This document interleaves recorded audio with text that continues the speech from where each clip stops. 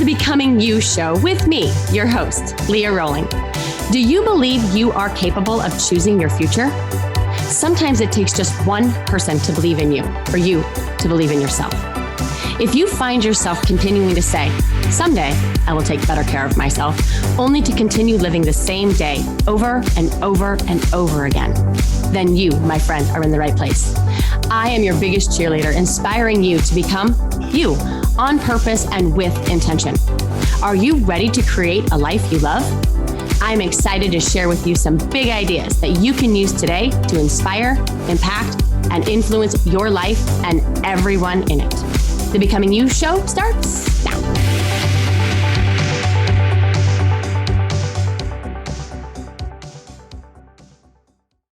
Hello, my friends. How are you? Happy February, right? A new month, a new opportunity to reset, to redefine, to decide, right? That you deserve your dreams, that your dreams are non-negotiable, because if you debate them, you will delay them. And then you distract yourself from them. And then you will make excuses as to why it is that it's not the right time. Trust me, I've been there. And that feeling feels terrible. For me, it felt like an all too comfortable abandonment, abandoning my goals, my hopes, my dreams. So if you have a dream, can you decide today to just take one little action on it? It doesn't have to be big, right? It doesn't have to be grand. It can be the tiniest little movement forward. And that little inch will take you a mile. I've watched it happen, not just in my life, but in the life of so many people that I have the privilege to get to coach and train and workshop with. So that's my little courtesy announcement, if you will. So tomorrow, I am headed to Costa Rica with my husband and my sister and her man, and I'm super excited. I've never been there. It's going to be awesome. I've heard amazing things about it. The weather forecast looks incredible. 90 degrees. It's been below zero temps where I live here in Iowa. And so I'm so excited to sit in the warmth and the sun and the company. And as I was thinking about the podcast for this week, I saw this quote, and it said that the fears we don't face become our limits, or something like that. And it was an unknown. Otherwise, I'd give credit, but it didn't say who was the author of that gem. So the fears we don't face become our limits. My mind was blown. This is what I had talked about last week on the show. But because of that quote, I'm like, my audience is ready. We're ready to go deeper. So I want to go even deeper today. So in reviewing the podcast, what I realized, so if you missed it, catch last week's. You can get through this one, but if you go to the one before this, it's going to give you a lot more richer context for this one. But as I reviewed it, what I realized is that I didn't go through the actions that reveal themselves in fear. So I went through thoughts in fear, feelings in fear, but I didn't really go through what we do when we are in these fear loops. And I want to do that today. And I also want to give you practical strategies, both cognitive and behavioral strategies, to challenge our brain's survival bias and invite the shift into intention, purpose, and love. So let's get into the nitty-gritty of how we often behave in fear, how we react, right, in fear when our backs are against the wall, or even when they're not. And maybe we just feel a little bit cornered or uncertain or threatened in some way. So here are some of the things that I know that we do. We justify ourselves, right? Any justifiers out there? Picture this. Someone questions a decision that you've made, and instantly you're rattling off reasons. Like you've got a list prepared just for this moment. It's like we're carrying like around this little invisible backpack full of justifications for every choice we make, ready to whip them out at a moment's notice. Well, I did it because of X. I did it because of Y. I did it because of Z. And it's our go-to because let's face it, nobody wants to look like they haven't got it all figured out. And I truly believe that all of these behaviors are all stemming from our two core fears. And that is one, that we need to be right. And two, our brains want us to feel like we're worthy and enough. Okay. So these are the things that we fear. We fear one, not being enough. And we fear two, not being right and feeling as if things should be different than they are. So I think you'll see a theme stemming from all of these actions, okay? The other thing that we do is we argue our rightness, right?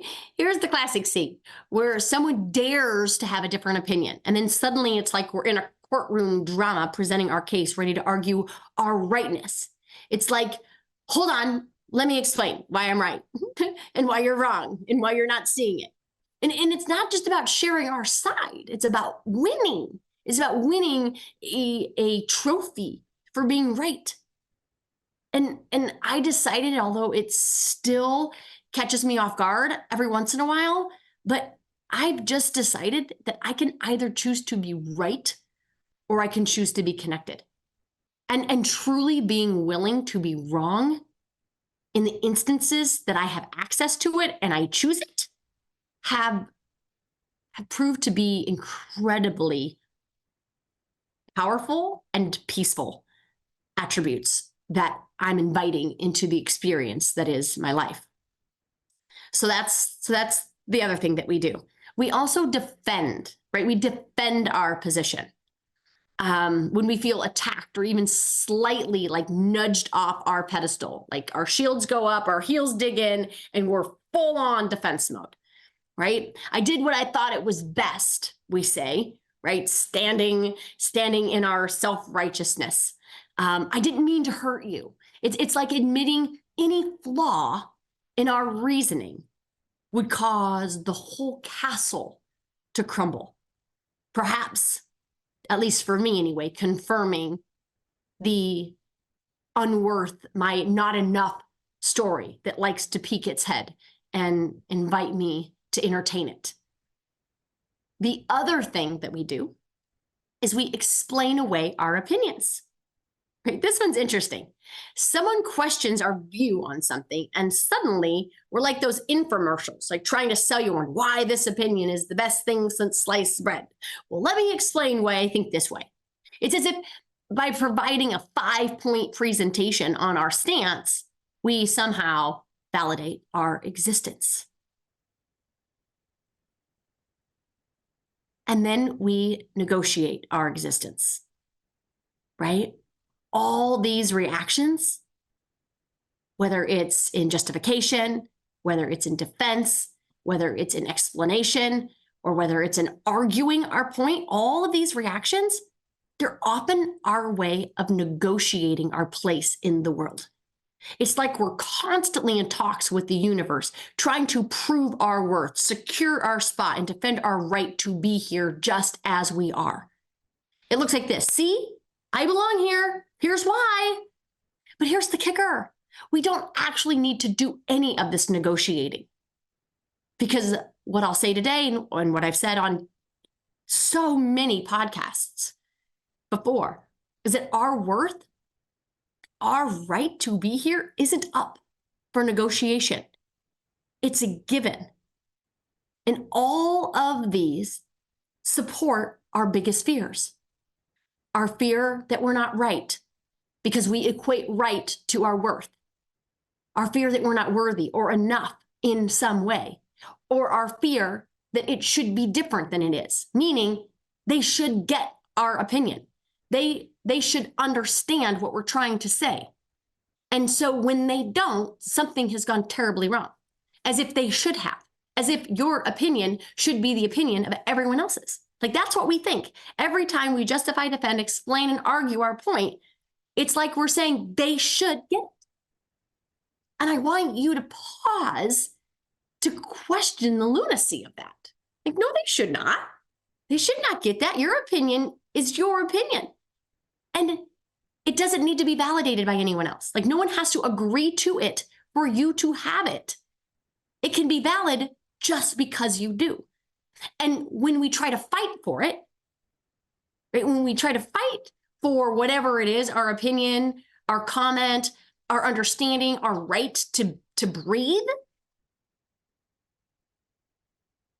we lose ourselves in it. And when we show up in fear, when we behave in fear, our experience will also be in fear. And the thing really is that all of these reactions, they stem from a place of truly wanting to be seen, wanting to be understood and validated, and it's human. But they also highlight a bit of this insecurity dance that we all do, trying to prove we're okay, that our choices are sound, that our opinions have weight. And the beauty and the challenge lie in recognizing when we're slipping into these patterns and remembering that we don't always need to justify and argue and defend or explain away. Sometimes it's perfectly fine just to be, to accept that our existence, our worth, right, is not up for debate. And that in itself is liberating. And so breaking free from this cycle, friends, it's not easy. And as always, awareness is the first step. But understanding why we do what we do, I think at least helped explain to me, and it offers up an opportunity to make a different choice. Ones that align more with love, ones that align more with acceptance rather than fear. It's about being kind to ourselves and taking it one step at a time and making the shift, shifting from unconscious fear to conscious love, which is all the work that I do. I guess if I would have to summarize the work that I do when people ask me what I do, is I help support people making that shift, making a shift from the frightened parts of the egotistical part of their person, the parts that are patterned in fear loops, that are sabotaged in scarcity, shifting those into love loops, into compassion and care and curiosity. And although it's always available to you, most of us don't understand the loop that is keeping us stuck from that freedom. And so I want to talk a little bit about love. So let's break down love, right? My favorite topic. What does the love loop look like? What does this cycle of love look like? Well, loving thinking, if we're going to break down thinking, feeling, how we behave, and our experiences, loving thinking starts with a compassionate, accepting, aka non-judgmental mindset towards oneself and others. Thoughts unlike the ones that are rooted in fear, the ones that are, I am enough, right? And I embrace my imperfections, and I am worthy of love and respect. These thoughts set the foundation. This shift in thinking acknowledges our own personal worth, independent of achievements or external validations. And yet this shift is hard to do without tools. It's hard to do without mentors and coaches. Why? Because unlike your coach, your brain is not going to call you out on your BS. Sorry, it's not. It's not going to call you out on your thoughts. Your brain, by the way, my friends, likes very much your thoughts. Actually, scratch that. Your brain loves your thoughts. Your brain wants to be right by your thoughts. Your thoughts are part of your brain's survival mechanism To question them is like questioning your identity, right? Who would you be if you didn't have chaotic, confusing thoughts about your own unworthiness, right? What would you be able to tell yourself if you couldn't be mean to yourself, right? Then what you would have to do is you'd have to get busy accepting about yourself. Like, what would that look like? So anyway, I know I digressed, but it's so important that we understand, like, it's not just enough to nod and say, yes, thoughts create feelings. It's not just enough to say, yeah, I should probably be more conscious about the thoughts that I keep. Your thoughts are everything. And your brain is not going to give you up. It's not, because it cares too much about your survival. It doesn't care about what your thoughts create for you. It cares about you being here tomorrow, having the same thoughts that you had the day before. That's what it cares about. Because as long as you don't have any new thoughts, the probability of you making it through the day are pretty good. Because we're not going to risk challenge. We're not going to risk change. We're not going to risk any sort of negative emotions like frustration and disappointment and discouragement and embarrassment. Heck no. We're just going to do the exact same thing we did yesterday, because that'll be safe. We have to be onto ourselves that your brain does not care about your success. Okay. So now that I digressed, I'm bringing it back in. Loving thoughts create loving emotions. Okay. When the mind cultivates thoughts of love and acceptance and compassion and curiosity, the emotional response is dramatically different than its fear-based narrative. Feelings of peace and contentment and compassion and joy then become more prevalent. And these emotions create an internal environment that fosters massive amounts of growth and openness. Okay. So we kind of downloaded the thoughts that create loving feelings. Now let's get to the heart of living and acting from this place of love, right? Imagine this as the way we naturally vibe, right? When we're feeling good about ourselves and the world around us. So what this looks like is, it looks like being kind. That's what it looks like. It looks like compassionate self-talk, right? Most of us are our own worst critic. And so love invites us to flip that script and invites us to treat ourselves like a best friend. You know, the kind that's got your back, the kind that talks you up when you're feeling down and reminds you of your worth and your awesomeness. It's like looking in the mirror and saying, hey, you're doing just great. Instead of nitpicking every flaw with scuffs and huffs about why you should look different and why you should be different and why you should be better in some way, as if you should be more like this person or that person that you just saw on Facebook and Instagram, and how much farther along they are than you are. All the nitpicks away at integrity for yourself. And I want better for you. And so that compassionate self-talk is the way. It looks like this, no matter what kind of day you had. Leah, I got you, girl. I got you. I love you anyway. I think you're amazing. And you're awesome. And maybe we fell short today, but there's always tomorrow. That's what it looks like. Because that's what I would tell a friend. I wouldn't tell a friend that they're incompetent and that they're not lovable and that they're unworthy and they're disgusting looking, and that I just wouldn't. And yet, how often are we thinking those thoughts? And I say thinking because, yes, most of us are not running around talking like that, although some of us are.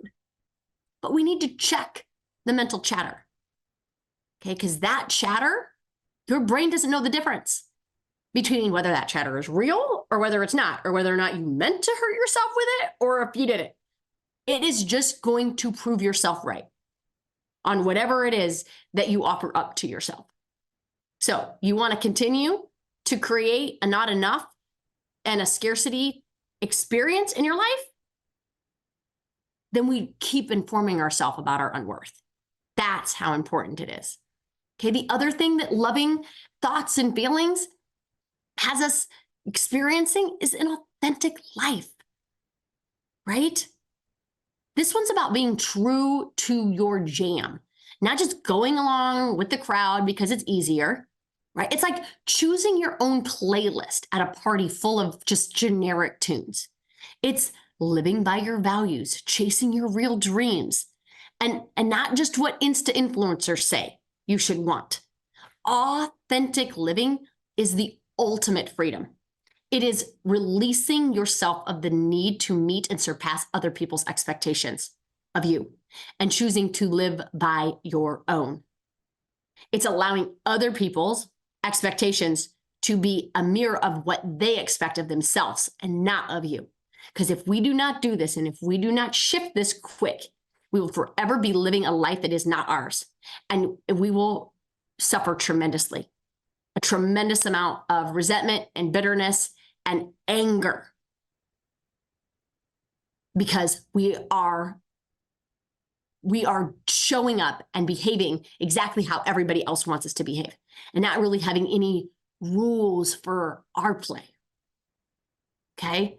The other thing that it has us doing beautifully is setting boundaries.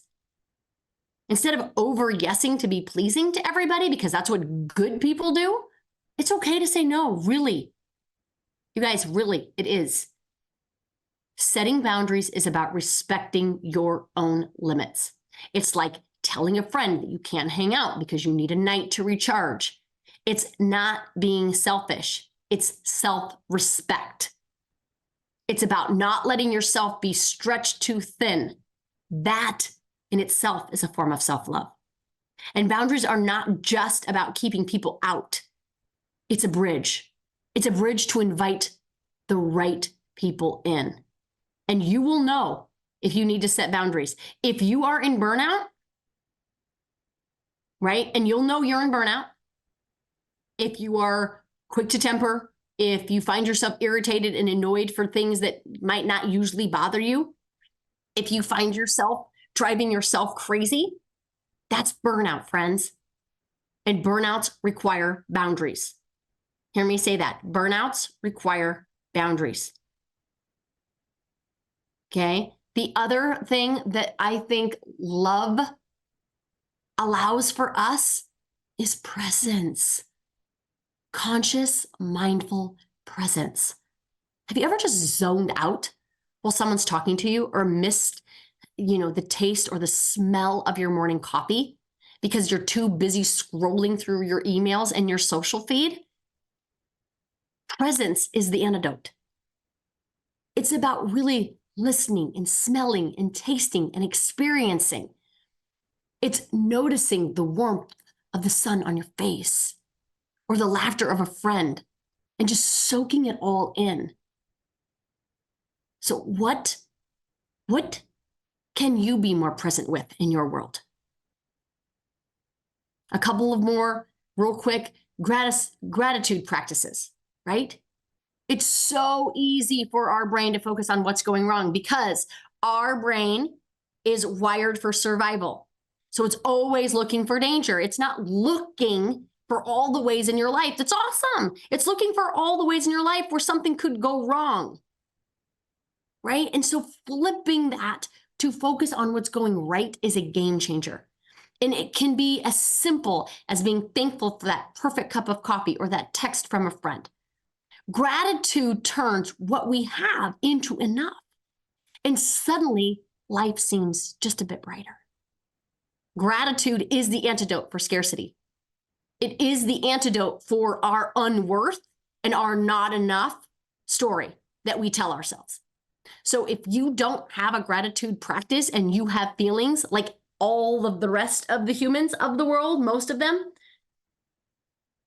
gratitude is the practice, right? I like being grateful for what I have, for what I don't have, for what I've learned. And my favorite is in advance for the expectations that I have in my heart for my life. Things that haven't even happened yet. I like to be grateful as if they have.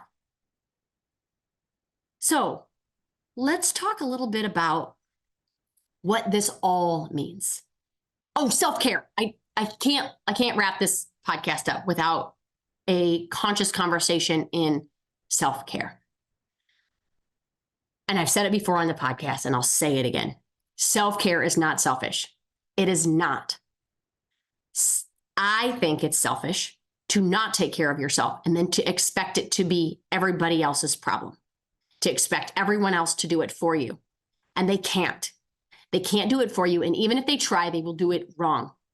Because everything that you really, really need, everything that you need is within you to heal. Everything. The reason that we feel the way that we feel is because of an internal dialogue, an internal loop that is either a loop in fear or a loop in love. That's it. I'm making it real simple. There's two ways to live, either in fear or in love, either by default or intentional. That's it. So if we are not living and experiencing the life that we want, we got to look at our fear loops. We have to look at the patterns that we're running. And if we don't do that, we will get trapped and stuck. Self-care is the way out of that trap. Okay? Self-care is a reminder that it's okay to take a break. Read that book, take that bath, hit the gym, take a nap. It's essential. I truly believe that it's the fuel that keeps you going, the care that makes you more resilient, and it's the love that you owe to yourself. The biggest part of my self-care regimen is doing the work, is doing this work that I teach you guys on the podcast, and that we go all in with in the Shift community and in the membership. We do model after model after model on how thoughts create feelings and how feelings fuel what we do or what we don't do, and ultimately create the results that we have in our life. Self-care for me looks like, what am I thinking about my life? It invites me into my own mind where I can use my brain to manage my brain. That is my self-care. Because if I don't use my brain to manage my brain, my unsupervised brain will ruin my life. And if I'm not aware to that, I will create more problems for myself. The opposite of self-care. It's called self-imposition poison. It's creating self-debilitating realities for myself. So again, we can either be in fear, in the fear loop, or in love, in the love loop. We can either choose to live our life by default, or we can choose to live our life with intention. We can either choose to be in scarcity or choose to be grateful. We can either choose self-sabotage or we can choose self-care. Both are the antidotes to each other. And again, most of us are not aware of these loops that continue to sabotage our biggest life. We're not aware of them because, like I mentioned, your brain isn't just giving them up to you on a platter, like, oh, look at this one. I would like you to look at this one because I'd like you to shift and change it. It's not. It's looking for you to stay stuck, to stay small. That's what your brain is looking for. So if you want to join us in our free community, I invite you to click the link in the show notes just to be part of it, just to see what it's about. And see if there's not an invitation for more for you there. Because I want more for you. I want you to break free and shift away from these loops that keep you stuck in the thoughts, stuck in the feelings, and stuck in the behaviors of fear. There is a better way for you, my beautiful friends. And it would be my honor to help you shift in them. So I love you. Can't wait to see you next week. Until then, have a beautiful, awesome, loving day. Take care. Bye-bye. You have been listening to the Becoming You show with me, your host, Leah Rolling, where I share big ideas to inspire, impact, and influence your life. Tune in every Friday at 11 Central on transformationtalkradio.com for your morning cup of coffee, the hug you never want to end, and that inspirational message that you felt was written just for you. Each show is inspiring you to become you with purpose and intention. For more information or to connect with me, visit www.leahrolling.com.